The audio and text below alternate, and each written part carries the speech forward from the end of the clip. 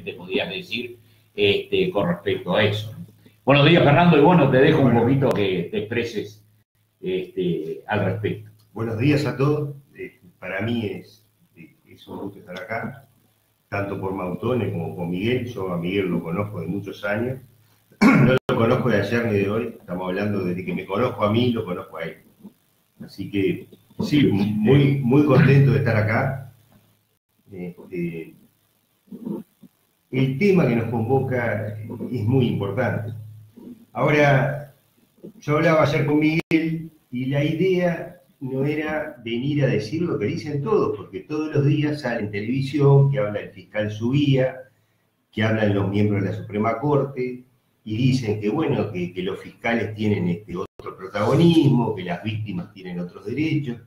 Eso es lo que se escucha todos los días en televisión. Exacto. O sea que para venir a decir eso no estoy, porque digo, la idea era aportar algo.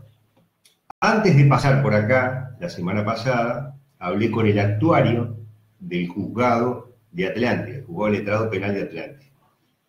La novedad es que había un turno, ahora hay dos turnos. ¿Qué significa que hay dos jueces? El trabajo que había se reparte entre dos. Había una fiscalía sola, ahora hay dos. Ahora hay dos. La cantidad de funcionarios con los que funciona el juzgado sigue siendo la misma. O sea que los mismos funcionarios... Los que aportan los datos. Los que aportan los datos, los que reciben a la gente, el receptor, que es el que interroga a la gente, digo, son la misma cantidad de funcionarios. No vino ni uno más. Digo, capaz que de repente alguien está escuchando esto y me puede corregir, pero yo lo que escuché es así. Averigüé por la cantidad de expedientes penales entre presumario y sumario que tenemos, son 1.300 por año en esta zona, en la jurisdicción del juzgado de Atlántida. ¿Qué quiere decir?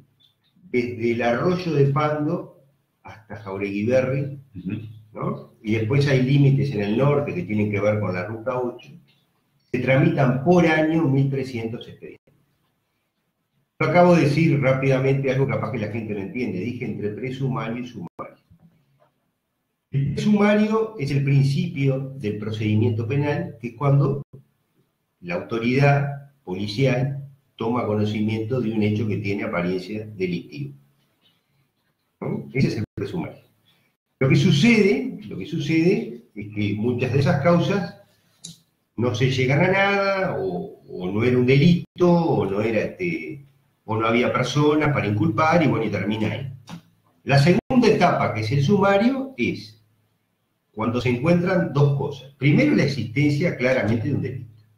Y segundo, que existen personas que el fiscal reconoce como haber participado de los hechos delictivos, ¿no? Al punto que se le imputa a uno de ellos, por eso se llama imputado, ¿no? la comisión de ese delito. Y termina siendo procesado. ¿Qué quiere decir? Que el juez entiende que hay elementos de convicción suficientes como para atribuir a esa persona el delito, ¿no? Bueno, y se supone que cuando la persona está procesada, es decir, el auto de procesamiento, que es el decreto del juez que dice que la persona tal participó en tal delito, se supone que ahí empezaba el proceso penal. Pero ya el hombre lleva preso. Y la realidad, eso es lo que decía la ley, pero la realidad es que el proceso penal terminaba ahí, ¿no? O sea, salvo en el 90% de los casos. Después el proceso penal seguía 2 o 3 años con el hombre preso y muchas veces impotente. Pero, ¿qué es lo que pasa? El juez que tomaba la decisión de procesar a la persona, ¿qué quiere decir? Con los primeros elementos de prueba que tenía, ya le atribuía una responsabilidad y el hombre iba preso. Era el mismo juez que terminaba haciendo la sentencia. ¿Qué quiere decir? Que si era muy difícil que el mismo juez que terminara, ¿no? Dictando la sentencia, se corrigiera a sí mismo en la etapa preliminar. ¿no? Entonces, ahora eso ha cambiado un poco. Eso ha cambiado un poco. Ahora, esto se escucha todos los días, porque todos los días hablan, pasan las audiencias por televisión. Yo, no sé, a mí me gustaría un enfoque, por eso empecé con los datos que tenemos a nivel local. 1.300 expedientes penales por año. Penales por año. Exacto. Esa era la pregunta que te quería concretar, porque dijiste mil expedientes que podían ser de términos. No, penales. Si lo dividimos eso por día, si la memoria y la matemática. 380, una cosa así. No, por día no. Por día sería. Por mes sería. Por día sería 4 o 5. 4 o 5. 4 o 5. Ahora resulta que el otro día voy al juzgado. Hacía una semana que se había instrumentado el nuevo código y había habido un solo caso. O sea, de los 4 o 5 por día, no sé qué pasó, ¿tá? Pero un solo caso de lo que se llama una audiencia de formalización. ¿Qué quiere decir? Que esa audiencia pasa la etapa de la comisaría, la autoridad policial comunica al fiscal, el fiscal investiga, y bueno, y después van todas las partes al juzgado. Cuando digo todas las partes, está incluida la víctima. Seguro. Porque las partes en un juicio penal eran la sociedad representada por el fiscal, el juez y el indagado, para que la gente entienda bien el presunto delincuente. Y ahora se agrega la víctima. Ahora, ¿cómo repercute eso en nuestra sociedad en este momento? Yo, sinceramente, no veo hasta ahora ningún cambio. Uno de los agregados que había era que las audiencias son públicas. ¿Qué significa eso? Que cualquiera puede ir y la puede ir a ver. Ahora, al mismo momento, me preocupo por averiguar qué infraestructura tiene el juzgado de Atlántida para cumplir con ese requisito de que la audiencia sea pública. Bueno, hay espacio, además de las partes, o sea, además del juez, además del presunto delincuente, del acusado, para que la gente entienda. Acá no se dice acusado, pero como la gente mira muchas películas, para que la gente entienda el acusado. El juez, el acusado, el fiscal, la víctima, bueno, para esa gente sí hay espacio. Y después caben, acá en Atlántida, pues estamos hablando de la zona, 7 personas sentadas. 7 personas sentadas. ¿Qué quiere decir? Que si va la mamá, la hermana, la tía, los hijos de la persona de las personas que están en cuestión, seguro, ya se terminó el público. ¿Tá? O sea que, a ver, yo puedo hacer la mejor ley. Ahora, si después no se puede cumplir, digo, yo lo que quería hablar es de si las leyes cambian la realidad. Porque, a ver, el otro día hablamos con un amigo que hay países que se caracterizan por, siempre hay algo típico. En Escocia podemos hablar del whisky, en Colombia de café, en España de las corridas de toros. El Uruguay es el país de la ley. ¿Qué es lo que pasa? Cada vez que hay un problema, a uno se le ocurre hacer una ley. ¿Qué significa esto? Hay una creencia, no sé de dónde, en el imaginario colectivo, de que las cosas cambian con las leyes. Y bueno, y no es verdad, porque, o sea, ¿qué es lo que pasa? Acá se hizo, por ejemplo, una reforma constitucional que decía que el agua era de todo, que el agua era un recurso natural y todo lo demás. Pusieron eso en la Constitución. Sí, sí, algo que es ilógico porque es un bien de todos que está ya amparado con otra ley anterior. No, pero no solo que están parados. O sea, las leyes no cambian las cosas. O sea, ¿qué es lo que sucede? El otro día me preguntaba una colega que no hace penal. Yo habitualmente ando en los juegos penales. ¿En qué cambió? A ver, ¿es mejor ahora o es mejor antes? Yo lo que digo es que con buenos jueces, buenos abogados y buenos fiscales funciona cualquier código. Y con jueces más o menos, fiscales más o menos y abogados más o menos, no va a haber código que funcione. O sea, no me pongas en el compromiso, porque yo ya la veo venir la pregunta, a ver si tenemos buenos jueces, buenos fiscales o buenos abogados. Esa te la contesto cuando me jubile. Sí, ni hablar. No. Cuando esté fuera de la... Claro.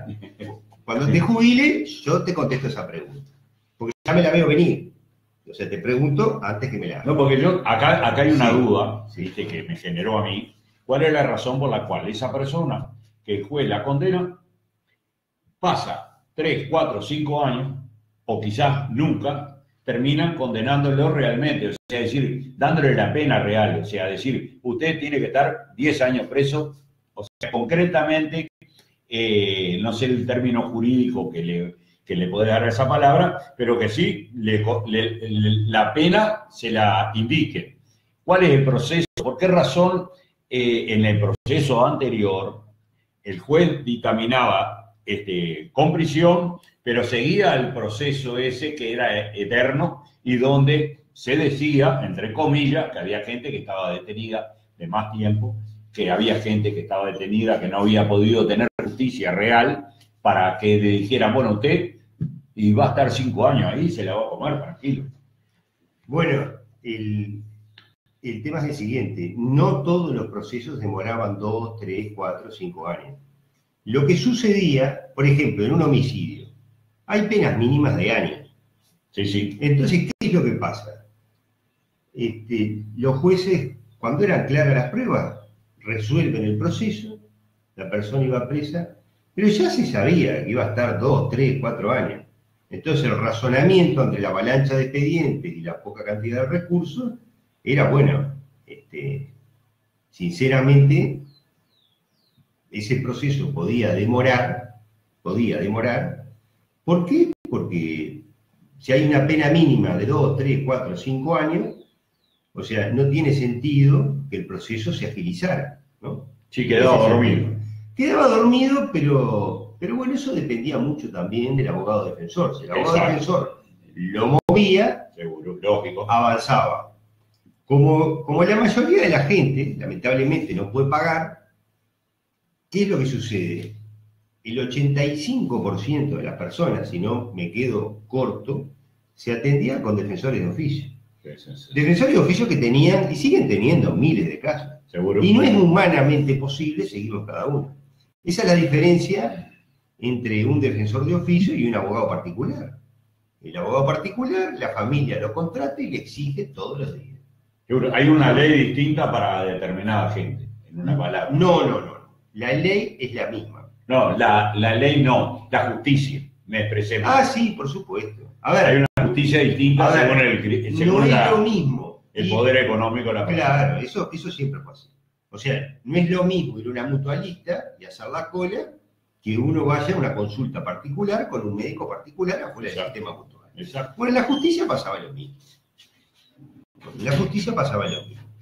Ahora, sobre la repercusión del código en la zona, bueno, yo hablé con los funcionarios del juzgado y todo lo demás, como es de reciente instalación, ni ellos mismos la tienen clara. O sea, nos largamos a la cancha con algo que no sabíamos cómo funcionaba. Tal vez la gente tiene la idea de que los procesos son como en Estados Unidos. La gente piensa que los procesos son como en Estados Unidos. Lo que pasa es que hay que separar dos cosas. Cómo son los procesos en Estados Unidos y cómo son las películas que hacen en Estados Unidos. Son dos cosas distintas. Porque ¿qué es lo que pasa? En las películas que hacen, porque la idea es que las audiencias sean así, que esté la víctima, que estén los testigos, que haya un estrado, que un fiscal con investigadores, que haya una tribuna, el fiscal enardecido, acusando, y el defensor peleándola, que uno escucha argumentos de hecho ahí, ¿no? Bueno, resulta que en las películas todos los casos se resuelven. Muchas veces había un abogado famoso que tenía la facilidad de que resulta que el culpable estaba siempre entre los testigos. Entonces empezaba a interrogar, era Perry Mason, empezaba a interrogar a un testigo, lo empezaba a interrogar y el testigo, que era testigo, terminaba reconociendo que había sido él el que había cometido el delito. Bueno, eso acá no existe. Ojo, allá tampoco en Estados Unidos tampoco Sí, existe. realmente eso no existe. O sea, y que los testigos se ponían a llorar y se quebraban. Bueno, acá, digo, o sea, no existe que un testigo se quiebre, no existe que la víctima se quiebre, tiene un rostro de piedra, no existe la lealtad. Digo, entonces, como las películas de Estados Unidos, bueno, eso solamente existe en las películas. Porque resulta que ahí el culpable siempre lo encuentran, siempre resulta que es culpable alguien que en principio no tiene nada que ver, siempre es el que, primariamente, hay una persona sobre la cual recaen todas las pruebas, y después resulta que esa persona no tiene nada que ver. Bueno, todo eso no. O sea, lo que habría que ir a ver es cómo es realmente el proceso en Estados Unidos. En Estados Unidos. ¿No? A la práctica en el lugar. O sea, sin ir más lejos, voy a poner un ejemplo que no tiene nada que ver. Acá hay restaurantes chinos. Sí. Entonces la gente creemos todos que conocemos de comida china. Sí. Pero un amigo mío que fue allá, que estuvo viviendo allá, me dijo que no tiene nada que ver la comida que se hace en China con la comida que hacen los chinos que vienen para acá. Bueno, eso es lo mismo. A ver, quiero seguir con el razonamiento. El Código del Proceso Penal es una ley. Estaría bueno explicar que es una ley, porque todo el mundo lo da por sentado y resulta que todo el mundo habla de la ley, y a mí me gustaría explicar que es una ley. La ley es una norma de conducta que se aplica en forma coercitiva. ¿Qué quiere decir eso? Que se aplica en forma obligatoria, que la autoridad ejerce la función de corregir a la persona que no quiera acatarla y la hace cumplir. Y además, si no es posible que la persona la acate, pena al que no la cumple. Eso es una ley. Porque reglas de conducta hay varias. Hay reglas de conducta de orden moral, de orden religioso, de orden social, pero las leyes, que son las normas jurídicas, son aquellas normas de conducta que se imponen coercitivamente. Coercitivamente quiere decir obligatoriamente. ¿Qué es lo que pasa? Hay leyes que no hay manera de cumplirlas. ¿Por qué digo que este es el país de la ley? En el año 2000 se votó la ley anticorrupción, la ley 17.060. Yo no sé qué pensaron, si a partir de ese momento se terminaba la corrupción. Es más, se creó un organismo, eso es típico del Uruguay también, que se llama la Junta Anticorrupción, ¿no? Que señala, ¿qué es lo que pasa? No es un juzgado, pero señala conductas que no son ilegales, pero que se apartan de normas administrativas, ¿no? La Junta Anticorrupción. ¿Alguien piensa que del 2000 para acá se redujo la corrupción en Uruguay? No. La prueba creo que está... A ver. Por lo menos se mantiene. No. Creo firmemente que quizás está más a la vista en este tiempo los hechos de corrupción, por lo menos para mí, y lo hablo, soy yo responsable de lo que digo, no solo de las personas que lo cometieron, sino que alguno que miró para el costado y no hizo cumplir ese tipo quizás de delito, porque para mí es un delito. La corrupción es un delito. No, para mí. No, la corrupción es un delito para la ley. La ley prevé, son 7 u 8 delitos que tienen que ver con la corrupción. Ahora, yo me rebelo contra esa creencia popular de que las leyes cambian las cosas. Las leyes están. A ver, el proceso se podría haber abreviado perfectamente con las leyes anteriores. O sea, yo conocí sin haber creado una ley nueva. Totalmente. Yo conocí jueces que terminaron un asunto en un día. Y lo terminaron con conocimiento de la ley, sí, por supuesto, porque eran jueces, porque eran formados. Pero que terminaron el conflicto resolviendo con reglas, ¿no?, que surgen del sentido común. Ahora, si yo pongo un juez que no tiene sentido común, la cosa no va a andar ni con este código, ni con el anterior, ni con el que venga, ¿no? El tema pasa por tener material humano que pueda llevar a cabo la justicia.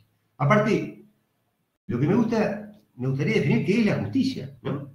O sea, ¿qué es la justicia? Pues todo el mundo habla de justicia. Si yo le pregunto a cualquiera, ¿qué es la justicia? Iba a decir, la justicia es la justicia. No.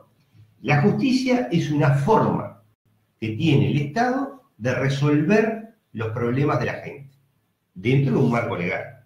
Entonces, el que es juez, lo que tiene que tener claro es que la función de él es resolver los problemas de la gente. Eso en todos los ámbitos de la justicia. Desde un matrimonio que se separa hasta uno que le pegó un tiro al otro, ¿no?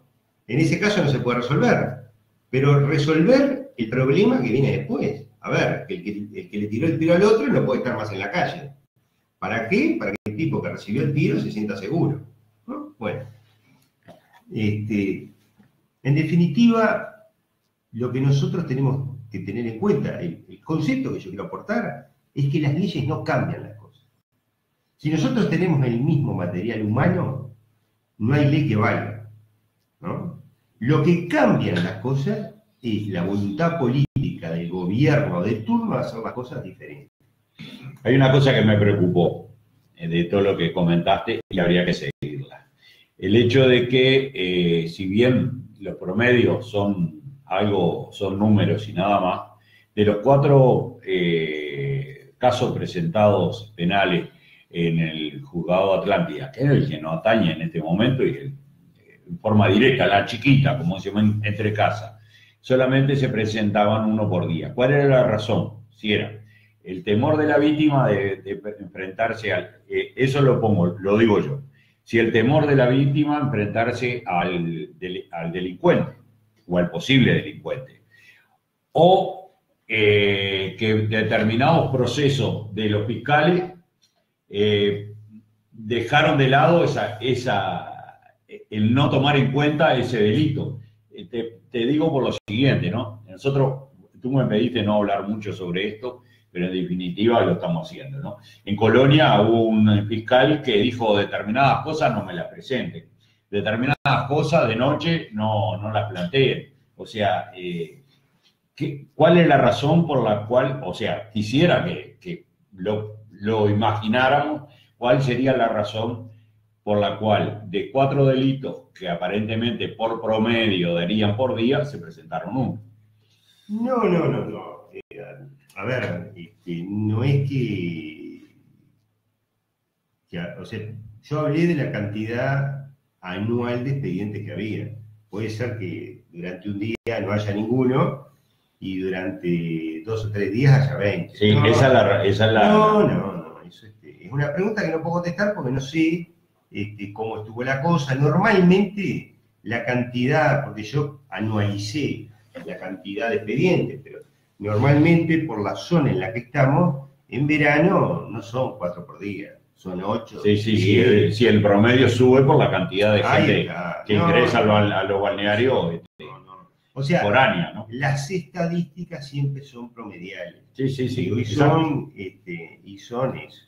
Ahora, desde el punto de vista de la zona, yo lo que les puedo decir es que las audiencias son públicas, pero no son, porque el juzgado no tiene infraestructura para hacer una audiencia pública. Y si no puede cargar toda la porque gente. ¿Qué quiere decir? Va la mamá, va el cuñado, va el papá, va el tío y va el amigo. Son 7, y alguno parado. O sea que no es cierto, ¿no? Yo quiero comenzar porque estamos en una zona turística. Yo no he escuchado hablar de este tema. Y por eso quiero decir cosas que no se dicen por ahí, porque para venir a decir lo mismo que dice su guía, o para venir a decir lo mismo que dicen todos los cracks, yo no estoy. ¿Qué es lo que pasa con esto de que las audiencias sean públicas, ¿no? Un colega mío estuvo en Inglaterra, en Londres más precisamente, y el tema de concurrir a una audiencia se lo venden a uno como un paseo. Uno va, mira como lo que vendría a ser acá el Palacio de Justicia, no sé, el café de los tribunales, se toman un café, y todo termina en una audiencia en un juzgado. Y ahí sí, bueno, hay todo un show, ¿no? El abogado está vestido como Dios manda, no como yo estoy ahora, el indagado está sometido, ¿no? O sea, está en situación de sometimiento, o sea, los derechos se respetan mucho, pero bueno, le venden al turista la posibilidad de ver una audiencia, ¿no? De presenciar una audiencia real, ¿no? Como un reality show, ¿no? Y eso hay que pagarlo, hay que pagar el paseo, o sea, por supuesto que no cobran entrada para entrar a la audiencia. Sí, pero Pero yo que, por ejemplo, soy un uruguayo que nunca fui a Londres, pero un día voy a Londres, quiero hacerme este paseo, bueno, te llevamos a almorzar y después te llevamos a la audiencia. Yo lanzo una idea. Esto se podría, sobre todo en verano. Yo el otro día fui a Atlántida, digo, no voy a nombrar la heladería porque supongo que acá no pone un peso, pero lo único que se podía hacer era ir a tomar un helado. Sí. Mirar las olas del mar y nada más. Sí, nada más. Y esto fue el sábado pasado. Al mismo tiempo, en el juzgado, hubo una audiencia donde procesaron a un homicida. Los que estaban en la audiencia, según me comentaron, era, bueno, la víctima no podía estar porque fue un homicidio, o sea que imagínense. Lógico. Bueno, estaba la mamá del imputado, el papá, los amigos, estaba, el fiscal y estaba la mujer del fiscal, que también era fiscal en otro lado, pero que quería ver la audiencia. Y nada más. Y el resto de la gente tomando helado, mirando la playa y todo lo demás. Desde mi punto de vista, habría que hacer una infraestructura que se pudiera ampliar, ¿no? Lograr, yo qué sé, yo no digo 2000 personas, pero yo qué sé, 100 personas, algo para 100 personas, ¿no? Y por ahí, yo qué sé, la gente, en vez de ir a tomar un helado, que el paseo dura, o sea, lo que dura el helado, nosotros que somos de acá hemos pasado por Atlántida, hermoso, capaz que a alguno se le ocurre ir a una audiencia al juzgado. Y de repente le podemos encontrar una beta turística. Pero esto pasa en Inglaterra, ¿eh? Y nosotros tenemos, hablando del tema del turismo, estamos lejos un montón de cosas. Pero lo que tú planteas ahora, llevado al tema del turismo, estamos en este momento, ¿qué había abierto en Atlántida como para poder hacer más que tomar un helado? Nada más. No había, ahí empezamos.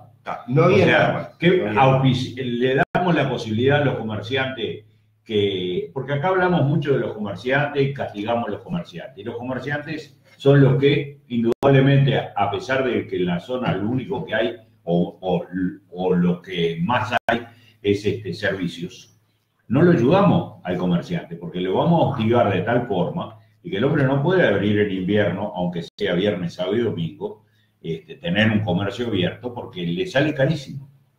Ese es el tema. Entonces, ¿qué pasa? Nosotros pasamos a tener una temporada que que te digo más, todavía se arriesga el comerciante a tener diciembre, enero, febrero. Y bueno, después tenemos turismo y carnaval y después terminó. Y el hombre en ningún momento tiene como para decir, bueno, una parrillada se va a mantener abierta, se va a mantener determinado tipo de servicio que al turismo le pueda ser atrayente. O sea, yo alquilo un apartamento el fin de semana en Atlántida, pasar el fin de semana, ¿qué hago? Ir a tomar un helado. Y si no llueve, puedes ir a la playa. Sí. Pero ahora, o si no hay mucho viento. Si el Poder Judicial se acuerda de nosotros, de repente nos pone una sala de por lo menos 50 personas para que la gente pueda ir a ver una audiencia. Tener un motivo más. A ver, si cuando se hace la reconstrucción del hecho de un crimen va todo el barrio, van todos a tomar mate. Digo, estaría bueno tener esa infraestructura para que la gente fuera y lo viera con sus propios ojos. Esa posibilidad en una zona turística hoy no existe. No existe porque en el juzgado de Atlántida hay lugar para 7 personas y esas 7 personas, ¿no? se llena con los familiares. Porque, a ver, ¿cuál es el sentido de hacer? Pero debe ser Atlántida y debe ser en todo el país. Sí, pero no todos los países son zonas turísticas. Ah, no. Perdón, no todas las zonas del país son turísticas. Seguro, exacto. Bueno. Ahora, porque ¿cuál es el sentido de la audiencia pública? ¿Cuál es el sentido? El sentido de que la audiencia sea pública, desde mi punto de vista, es que el delincuente, cuando va a tomar la decisión de delinquir, ¿no?, tenga como insumo que va a tener que someterse no al juez y al fiscal. En el scratch, en una palabra. Se va a tener que someter a los vecinos, Seguro. a la mirada de los vecinos, ¿no? Ese para mí es el sentido. Capaz que, no sé, usted habla con el presidente de la Suprema Corte y dice que es una cuestión de transparencia, del derecho a la información y todas esas cosas. No. Para mí, el sentido, hay una presión, no es lo mismo estar declarando en un escritorio de 2x2, como sucedía hasta hace poco. Bueno, ahora... Como sigue sucediendo. Ahora cambió. No, cambió porque es de 4x3. Pero ¿no? sí, pero están Claro, los familiares. Antes era de 3x2, ahora de 4x3. Exacto. Ese fue el cambio. Pero no es lo mismo estar ahí que estar declarando adelante de todo el barrio, ¿no? Y decir, bueno, ese para mí es el sentido, ¿no?, de la audiencia pública. O sea, el sentido de la vergüenza, el sentido de decir, yo voy a cometer el delito. Sí, a ver, usted, por ejemplo, acá podía cometer un delito, iba al juzgado, lo veía el juez, lo veía el fiscal, iba para la cárcel, no estaba nadie, ¿no? Bueno, ese es el cambio. El cambio es que yo voy a tener... No, inclusive si era primario no se sabía ni quién era. Claro, pero ahora se va a saber. Ahora se va a saber. O sea, se va a saber en la medida en que la gente se interese por el tema. Seguro, exacto. Porque como yo digo, las leyes no cambian la realidad. Lo que cambia en la realidad, y yo por eso además de ser abogado soy político, es la voluntad política, ¿no? Es la voluntad política. Por ejemplo, hay un organismo que funciona muy bien, del cual yo fui funcionario, que es el INPO, que es lo que se llamaba el Diario Oficial, que tomó una política de difundir las leyes, ¿no? Importa que lo sepas, se llama la campaña porque el organismo se llama INPO. Claro, solamente difunden los derechos, ¿no? Los deberes no los difunden. Sí. O sea, solamente difunden cosas según las cuales la gente tiene derecho a esto, derecho a lo otro, derecho... Esa es la campaña que he visto yo, ¿no? O sea, no he visto que la campaña diga, usted tiene la obligación de hacer esto, tiene la obligación de hacer lo otro. Eso también, para los que hacen la campaña de publicidad del INPO, que les vaya el mensaje de que tienen que difundir también con el mismo eslogan que se llama los deberes y derechos. Sepa, ¿no?, las obligaciones que tiene el ciudadano. Deberes y derechos. Ahí está. Pero, en definitiva, la ley está y la situación no cambia. No. Como sucede con la mayoría de las leyes que se votan en Uruguay. La ley está, se votó una reforma constitucional que dice que el agua es de todo, que el agua es intocable, que el agua no sé qué, que el agua no sé cuánto, y el agua está cada vez más podrida. Esa es la realidad. Sí, porque no hay, se votó una ley, pero no hay elementos para controlar eso. Es un problema del Uruguay, Es que hay una creencia colectiva de que las leyes cambian la realidad. Hay un caso que así, que a mí lógicamente, técnicamente no debe dar los nombres de la ley ni nada por el estilo, pero sí en términos generales, ¿qué es lo que pasa? Se destrozaban los contenedores en Montevideo, había vandalismo en la calle. Se creó una ley para eso. Y no había una ley ya estipulada que vos no podías generar desorden en la calle, desorden público, sin necesidad de crear una ley que te diga que no podés romper tal cosa. Si eso está dentro del... Mirá, te digo el extremo. Hay una ley que vos a la Rambla de Montevideo no podés subir en manga sin una camisa. La Constitución lo debe estar... No, El artículo 47 de la Constitución no para montones de cosas que no se cumplen y que las leyes lo vuelven a hablar y lo vuelven a plantear y sigue siendo el mismo problema, que era mucho más simple, que se arreglaría de una forma práctica, como decías tú, con el tema de los jueces. Esto está infringiendo tal cosa. No, pero quiero leer una parte del código, que realmente, o sea, me llamó la atención, ¿no? Derechos y garantías del imputado. Todo imputado podrá hacer valer hasta la terminación del proceso los derechos, deberes y garantías que le confiera la Constitución de la República y las leyes. ¿Estamos de acuerdo? Uh-huh. Miren, es increíble el literal A. Entre otros derechos, tendrá derecho a, escuchen esto, no ser sometido a tortura ni a otros tratos crueles, inhumanos o degradantes. Eso está en el Código Nuevo. Sí. Ahora, esos son los cambios. Digo, hay que ponerlo en una ley. Eso ya está en la Eso es algo que está a nivel... Porque realmente... Cosa que el país se comprometió no solo internamente, sino internacionalmente. Internacionalmente, esto está desde la Declaración de Derechos Humanos. Exacto. Sobreescribir cosas. Sobreescribir, o sea que los cráneos que hicieron este código, resulta que pusieron esto. El tipo tiene derecho a no ser sometido a tortura. Qué novedad, ¿no? Bueno, eso es lo que dice. La verdad que aclarar no, eso es lo que dice el código. Eso es lo que dice el supercódigo que el otro día salió, ¿cómo se llama el fiscal de corte? Jorge Díaz. Jorge Díaz. Salió a decir Jorge Díaz que era un cambio en la sociedad, que el Uruguay no era el mismo, que todo lo demás, pero perdón, antes, no ser sometido a tortura, ni a otros tratos crueles, este es el cambio que dice Ahora yo pregunto, a partir de que salga... Las únicas personas que realizaron esta, claro. Yo aclaro, que los únicos que plantearon esto eran gente que cometió delito. Sí. El que torturó y el que presionó, o sea, en cierta forma es así. O sea, si tú, un detenido, por más horrible que haya sido el crimen, es torturado, está cometiendo un delito, la policía en hacer eso sin duda, para conseguirlo. No, o sea, sin duda. Y está no acá, está a otros niveles. No, yo lo que digo es que esto es una perogrullada. Esto Exacto. es una perogrullada. O sea, esto está en la Constitución. Ahora, esta ley, porque el código es una ley, se aprobó en el año 2014. Ahora recién, en el año 2017, se aplica. ¿Alguien cree que se van a terminar las torturas y los tratos crueles, inhumanos y degradantes? ¿Alguien lo cree? ¿Por la ley? Claro. No. Bueno. Entonces digo...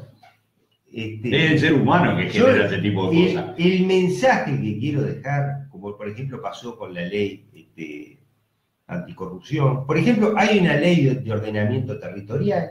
Sí, ¿no? Hay una ley de ordenamiento territorial. Hay ordenanza. Hay ordenanza. Bueno, acá, por ejemplo, en Netunia, todos sabemos que hay determinadas personas que están operando, regalándole el terreno a cualquiera, ¿no? O sea, voy a poner el término regalar por no decir otras cosas, ¿no?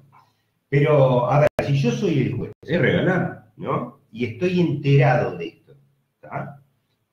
¿Necesito que me llegue una denuncia? No. Yo voy al lugar, lo llamo y los interrogo y bueno, ahí está. Pero, volviendo al tema local, nosotros lo que no tuvimos, nunca tuvimos en esta zona, que actualmente tiene 35.000 habitantes, es un juzgado. Pero ¿cuál es la importancia? Porque resulta que vamos al juzgado de Atlántida y somos todos de Salinas, ¿no? ¿Está mal que haya un juzgado en Atlántida? No, de ninguna manera. Pero hay juzgado en Santa Rosa, hay juzgado en San Antonio, hay juzgado en San Jacinto, hay juzgado en Míguez, que está muy bien. Fernando, Salinas, yo siempre lo digo, Salinas ha sido una ciudad que fue castigada, pero quizá el término es demasiado cruel, castigada, ¿no? Pero ha sido olvidada, ha sido dejada de lado, no se le han brindado servicio, no hay un banco, cuando lo hubo estuvo un tiempo y desapareció. O sea, tú tenés que concurrir a Atlántida, pasarte, si tenés que ir al Banco Atlántida, tenés que pensar que vas a perder la tarde. Bueno, sí, pero ahora están desarmando todos los bancos. Pero, bueno, sí. No, pero me das pie para decir otra cosa. El otro día estábamos en una reunión de vecinos y dijo un vecino que somos ciudad a partir del año 82, sí, porque hay una ley que nos declara ciudad. Bueno, otro tema del Uruguay. O sea, las ciudades, o sea, ¿qué es una ciudad? Es un conjunto de personas que interactúan, ¿no? Que viven juntas y que comparten un montón de cosas, ¿no? O sea, hay una cuestión geográfica, hay una cuestión social. Y hay una cuestión de seguridad y de educación. Hay una cuestión de seguridad, tienen determinados servicios. Y bueno, pero no somos ciudad a partir de que una ley lo dice. No. Es que se construya. El tema es que se construya, ¿no? Un centro social que reúne las características de ciudad. Acá la gente tiene la creencia de que somos ciudad a partir de que un legislador presentó un proyecto y se aprobó. No, nosotros somos ciudad, o somos pueblo, o somos villa, ¿no? A partir de que hubo un planeamiento urbano, a partir de la población y a partir de que tuvimos todos los servicios y que sentimos, o sea, de que nos sentimos como una comunidad. Yo viví en otra parte de la Costa de Oro, yo le puedo decir que la Costa de Oro no es una ciudad. Por más que ahora le llamen ciudad de la costa, no es una ciudad. Y yo le puedo decir que Salinas tiene características, yo viví en la Costa de Oro, Salinas tiene características totalmente distintas.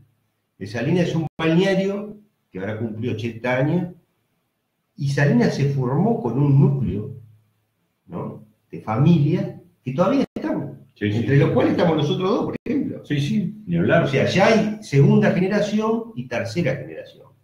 O sea, un grupo de gente amontonada que se forma a través de un fraccionamiento de terreno no es una ciudad. Mirá, por más ley que lo diga. Mira, el sábado pasado, en la tarde, lo de María, en la fábrica de pasta, que tiene un lugar, un restaurante pegado a la fábrica de pasta, donde al mediodía los fines de semana, creo que es invierno, creo que es así, sábado y domingo, funciona como restaurante y han hecho encuentros con los vecinos del balneario para recordar, para hablar.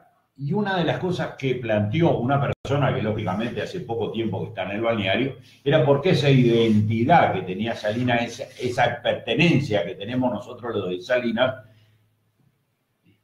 caso tuyo, te vas y regresás a Salinas. Mi hijo, que a pesar de los problemas de trabajo, lo que sea, está siempre pensando venirse a el lugar donde nació.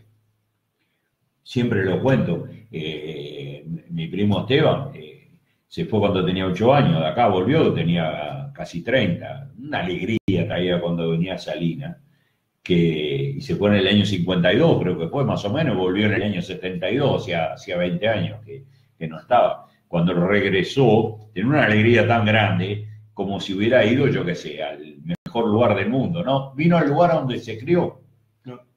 Porque tiene un sentido de pertenencia que... Te voy a decir mi experiencia personal. Yo viví en varios lados. A Salinas siempre regreso. Lo único que no hice en mi vida fue nacer en Salinas. Yo me fui a nacer a Montevideo. Me fui a nacer nada más. Sí, bueno, pero... y volví. Sí. O sea, el mismo día, ¿no? Nací en Montevideo el mismo día. O sea, volví para casa. O sea, me trajeron de vuelta. Es lo que, por ejemplo, me pasa a mí. No, ahora hay nacidos en Salinas. ¿Han nacido en Salinas? Hay nacidos en Salinas. Muy pocos, pero... Y esperemos que haya muchos más, porque eso significa que vamos a tener una infraestructura... Pero en el caso tuyo, por ejemplo, el decir, yo nací en Montevideo, ¿te llevaron a nacer? Sí, por supuesto. O sea, en Salinas, en definitiva, el niño cuando toma... En el caso tuyo, cuando tomaste conciencia de dónde estabas en Salinas. Por supuesto. Porque al año y pico, al año y medio, vos hablas con mi nieto, que no nació acá, que no vive acá, pero conoce y mira y ve y está, cuando empezó a razonar y a ver, encontró su vivienda, su lugar de vida, pero también este lugar donde comparte mucho tiempo. Y no, a ver, yo quisiera terminar porque hay una cosa, Fernando, que quería dejar de lado, el tema de la charla sobre el Código de Proceso Penal, para un poco, o sea, a pesar de que todos nos conocen, no nos conocen del todo. O sea, hoy tocaste un tema ahora de que saliste de Salinas, salió tu madre y te llevó a Montevideo prácticamente a tenerte y volviste a Salinas, ¿no? Viviste toda la vida acá, es interesante que lo comentes vos, no que yo te lo diga, sino que te pregunto, fuiste al liceo, a la escuela de Salinas, fuiste al liceo de Salinas. Todo eso un poquito resumiendo sí, esa, sí. Bueno. Tu vida, ya que lo planteaste, tu vida más acá. o menos, digo, más o menos entiendo la pregunta. La vinculación de mi familia con Salinas empieza en el año 1962, cuando mi padre compra un terreno. En 1962, cuando mi padre compra un terreno, la calle de Hormigón, que es la calle Yaguareté, donde yo vivo, ya estaba hecha. Sí, sí. Imagínense si será más barato el hormigón, ¿no? Que la tosca, porque resulta que en 50 años, o 60 años, no hice la cuenta todavía, ¿cuántas veces habría pasado la máquina? Si no, 60 años. Si no fuera tosca. Pero voy a tratar de resumir. Yo hice la escuela en Salinas, la escuela 136, que es un ícono de la comunidad. La escuela, digo, hay otras escuelas y todo lo demás, pero vienen por una razón social. La escuela 136 es un ícono, ahí nos conocimos todos, era la escuela pública de antes. Después hice el liceo en Salinas, la facultad la hice en Montevideo, pero viajando desde Salinas.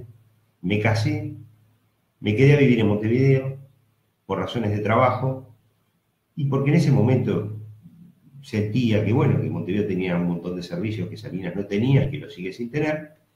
Me divorcié, estoy acá en Salinas, tengo 2 hijos, Martina de 12, Ramiro de 7, soy abogado de profesión, me gusta hacer política, porque todos los que me compran a mí que me compren como persona, como abogado y como político.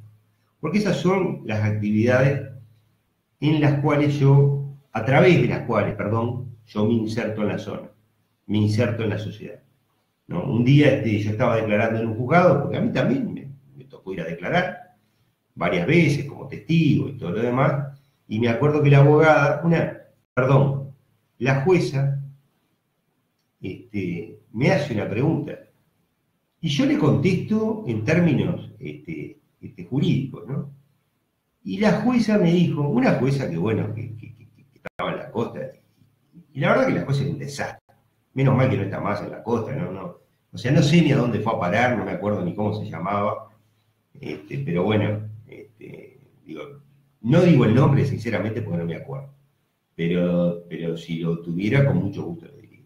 Porque aparte los juicios son orales y públicos, y así como yo puedo criticar al presidente de la República, al ministro de Economía, también puedo criticar a un juez, ¿no? O sea, no la tengo en la memoria, pero no me acuerdo el nombre. Entonces me dice, pero usted está contestando como abogado. Mire que usted es abogado a veces y después dejamos de serlo. Y usted acá, no, discúlpeme, le digo yo. Yo soy abogado desde que me levanto hasta que me acuesto. Exacto. O sea, no puedo desprenderme de esa condición en ningún momento de la vida. En ningún momento. O sea, cuando voy a un juzgado, contesto como abogado. Cuando estoy en un asado, hablo como abogado. Y cuando juego a las bochas, lo hago como abogado. Porque esa es la profesión que elegí, esa es la profesión que me gusta, y esa es la forma que yo elegí para insertarme en la sociedad. Así que bueno, muchas gracias por haberme invitado. Espero haber aportado algo distinto, no lo que escuchamos en televisión todos los días. Y bueno, no sé si hay alguna pregunta, pero estoy a las órdenes. El otro día, ahora que justo comentaste del liceo, en esta reunión ahí de vecinos, en lo de María, se tocaron el tema de la escuela 136, anécdotas varias, desde que cuando se construyó la escuela o antes de construirse la escuela, qué era el lugar y eso. Se tocó el tema del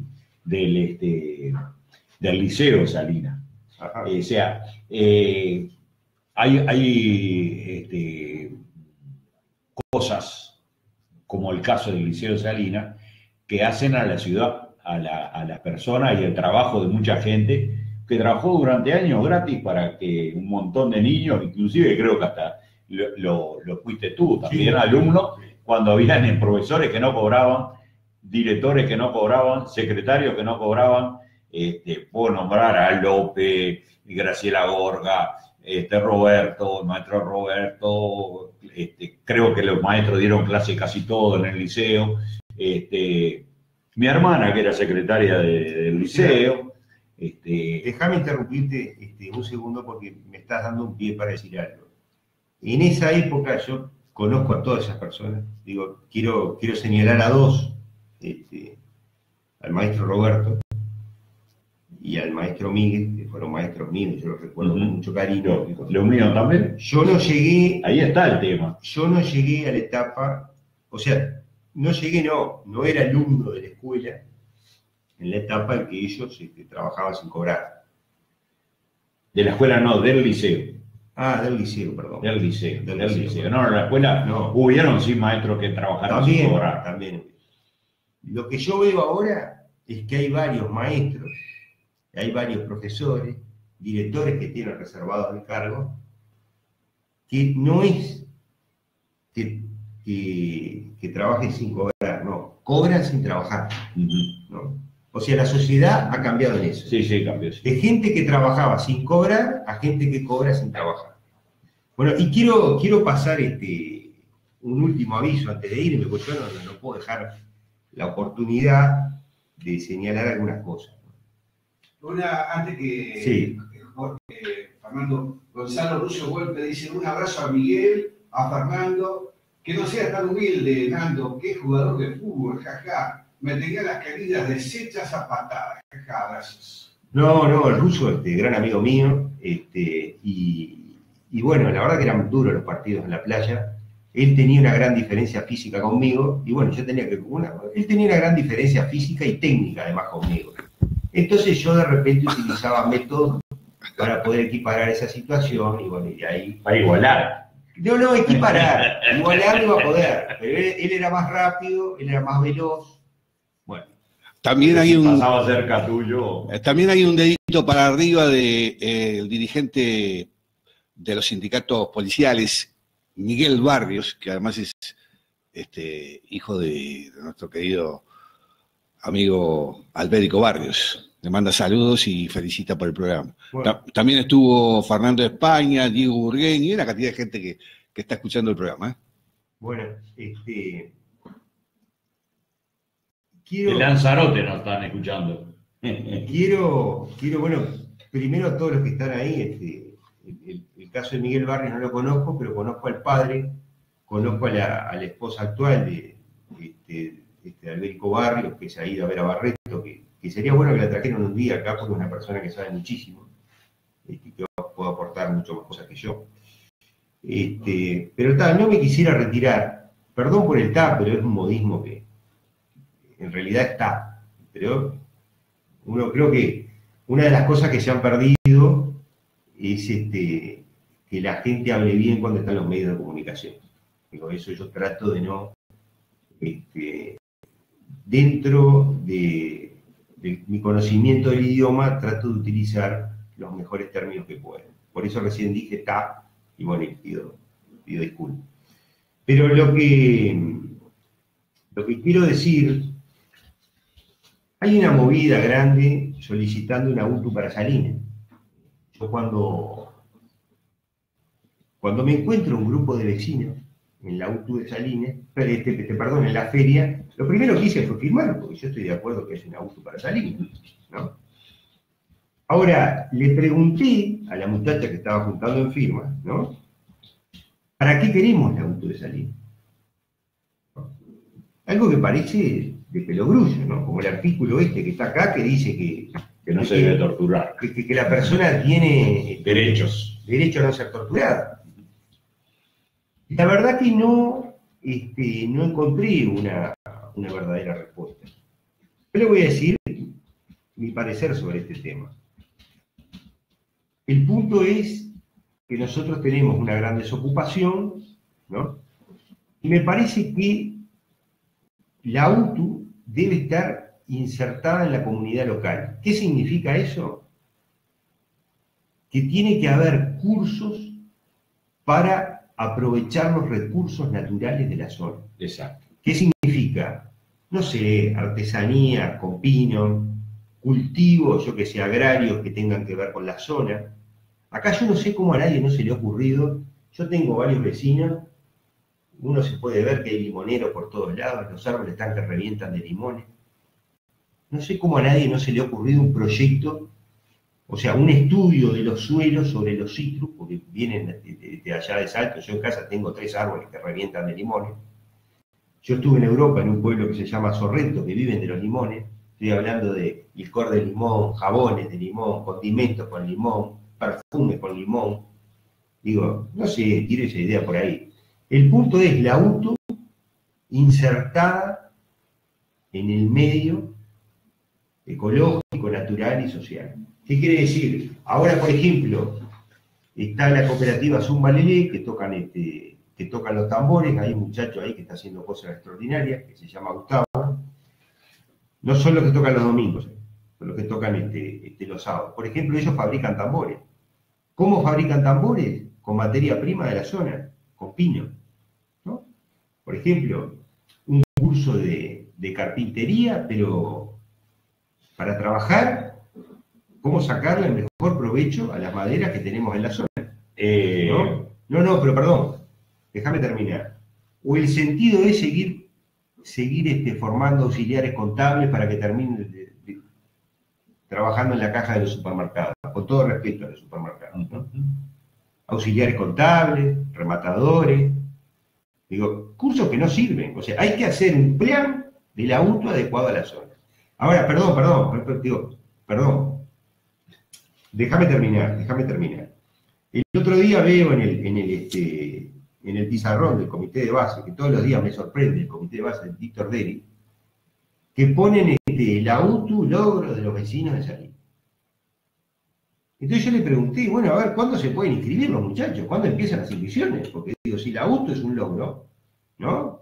Vamos no sé, que digan. Bueno, yo estuve buscando en la página de UTU, en la página del MEC, en la página del CODICEN, y en todas las páginas habidas y por haber y de la UTU de Salinas no dice nada.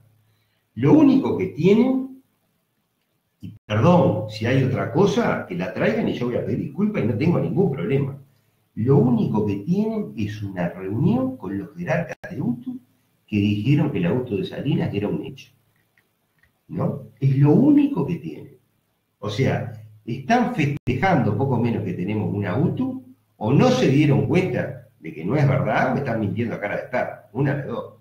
O sea, la barra de juntadores de firmas, digo, que nos pongan a nosotros, porque primero tiene que haber un acto administrativo. ¿Qué es un acto administrativo? Es la voluntad de la administración de llevar a cabo determinada obra. Una resolución que diga, se aprueba el proyecto de la UTU de Salinas. Yo eso no lo encontré por ningún lado. Después que exista eso, tiene que incluirse en la ley de presupuesto tantos millones y todo lo demás. Después que ocurra eso, hay que llamar a licitación. Después que ocurra eso, viene uno a cortar la cinta. Después que ocurra eso, bueno, se construirá el edificio. Y después, bueno, o sea, el día que esté la UTU y estén los muchachos sentados en los pupitres, bueno, ahí que festejen, pero mientras tanto que no festejen nada. Tú planteaste ahora un tema que yo hice el liceo y después cuando pasé el liceo fui a hacer electrónica en la escuela industrial. O sea, yo soy un producto de la escuela industrial. Pero también digo que la escuela industrial está parcialmente bien estructurada.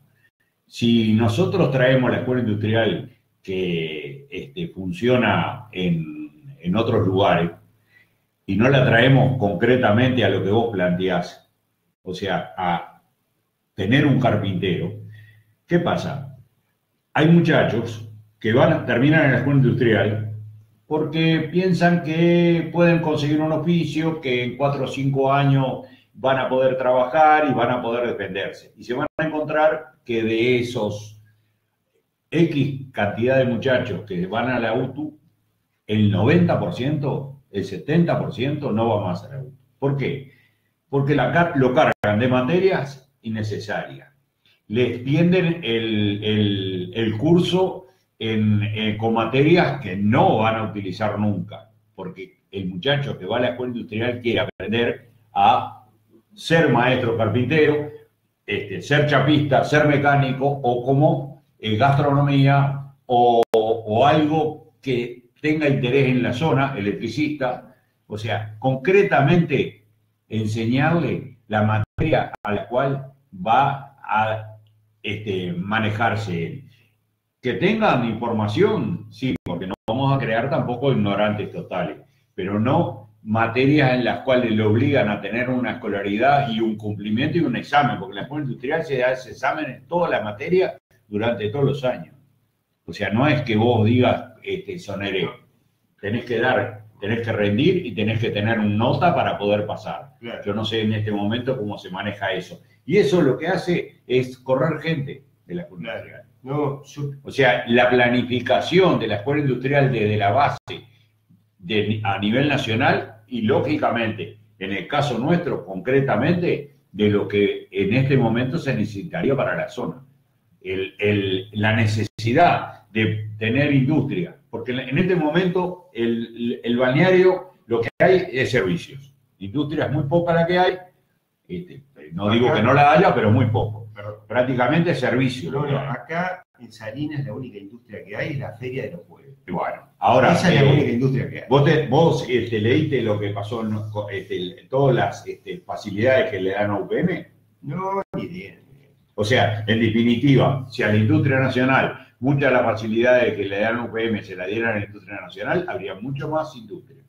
No, sin duda. No, pero yo quería ir resumiendo mi intervención, porque supongo que la gente debe tener cosas más importantes que ver, o sea, que escuchar, perdón, o que ver también, porque creo que esto sale por televisión. Ahí, o sea, bueno. Lo primero, sobre el código. La ley está, acá no ha cambiado nada, ¿no? El juzgado sigue estando en el mismo lugar, los funcionarios son los mismos, los jueces son los mismos y los fiscales son los mismos.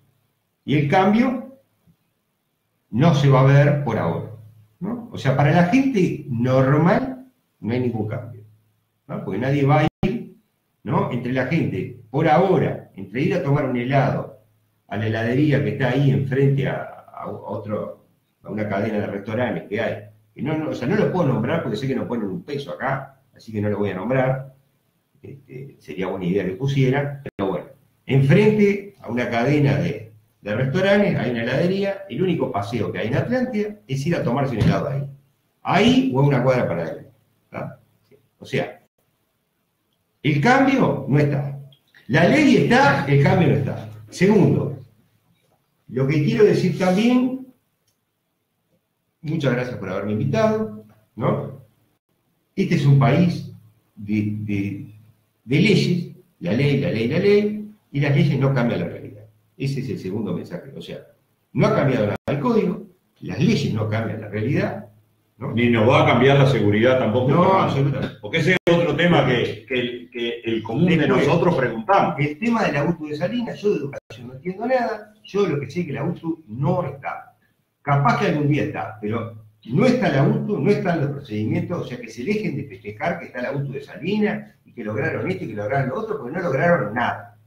¿Ah? O sea, a la barra de juntadores de firmas le mando el mensaje que se dejen de festejar que lograron, porque no han logrado nada, ¿no? Aparte, la barra de juntadores de firmas son los que van al comité de base, que ahora les da vergüenza hacer frente amplistas por todo lo que ha pasado, entonces se juntan como los vecinos, la comisión esta, no. Son los muchachos del comité de base y exclusivamente el Partido Comunista que está atrás de este operativo. El operativo es juntar firmas.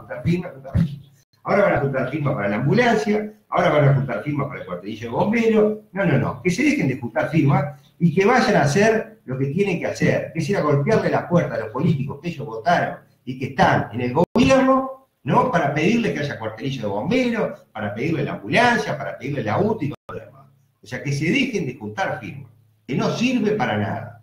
¿No? Porque nadie va a hacer, así junten, porque si fuera por firma, mañana en Las Piedras te juntan 50.000 firmas y la UTI la hacen en Las Piedras, ¿no? Entonces, si están